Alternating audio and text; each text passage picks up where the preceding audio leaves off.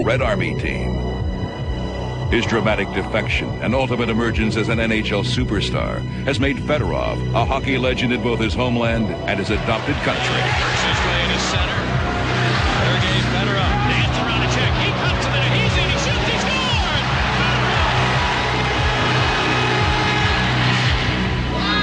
Winner of the 1994 Hart Trophy as the league's most valuable player and two-time Selke Award winner as the NHL's best defensive forward, Fedorov brings an exuberance and joy to the game that rekindles memories of his early childhood in the former Soviet Union. I think I was 3 years old. My mom took me to skate mostly at nighttime. When I skated on that pond, I felt so much freedom, you know. That freedom found on the ice was unique behind the Iron Curtain, and it shielded Fedorov from the harsh realities of Soviet rule.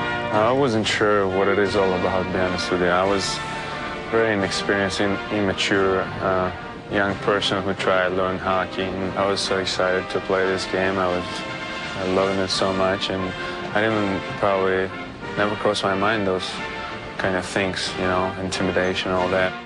The Soviet system was simple and understood. Collectivism was encouraged. Individualism was not. The state was the master of everyone's fate, and Sergei Fedorov became one of the many who toiled under the system. For most Russians, there was no escaping this oppression. But for the fortunate few athletes who were able to successfully defect, the NHL provided a welcome haven for them to demonstrate their skills and experience their freedom. In July 1990, Fedorov was in Portland representing the gold medal favorite Soviets at the Goodwill Games. A window of opportunity opened for him. Evaluating the risks, Fedorov stepped through it, leaving behind the only life he knew. So I came up to Jimmy Lights and I said, probably Jimmy, let's go, or something like that. That's a couple words I know only. And we went out of the back door. In 20 minutes, we were up in the air. I thought at that time I'm never going to see my parents again. It was a little bit scary, a little bit exciting. Probably more exciting than scary, because I'm not going to be starving to death here. And I know I can play a little bit of hockey, so I was willing to take some risk and some danger.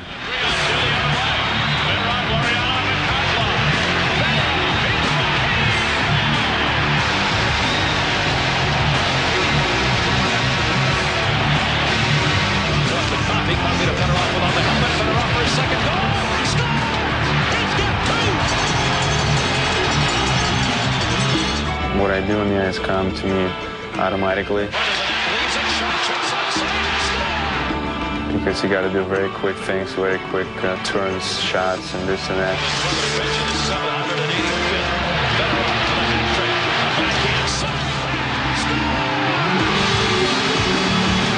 If it's clicking for me, I'm going to do perfect, and it's going to go through. Goalie never would stand a chance, you know.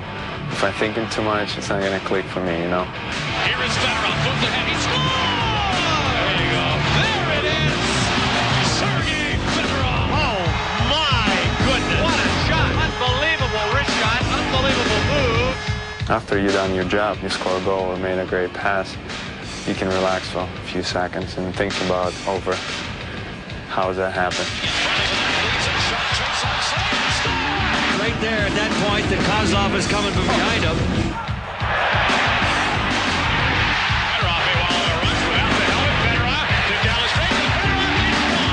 In '96, Fedorov led Detroit to an NHL regular season record 62 wins. The Stanley Cup, however, continues to elude them. But Fedorov's spectacular skills have elevated him to the most rarefied heights of his game. The freedom and joy he felt on that pond in Russia are still essential elements in the awesome arsenal of talent Fedorov commands today. His unique blend of talent and personality made Fedorov the ideal choice to be the first non-North American Nike spokesman. He's very creative, and he's, to put it simply, a pain in the ass to play against. Jeremy had a great time. He hit me must be 18 times, once or twice. He smashed his face off the glass. So it was pretty fun to do. Whether deking or deflecting, Fedorov has become synonymous with excitement to hockey fans the world over. The former Soviet center Pretty cool, huh? is now a fashion-setting NHL superstar, enjoying his freedom and all the perks that go along with it.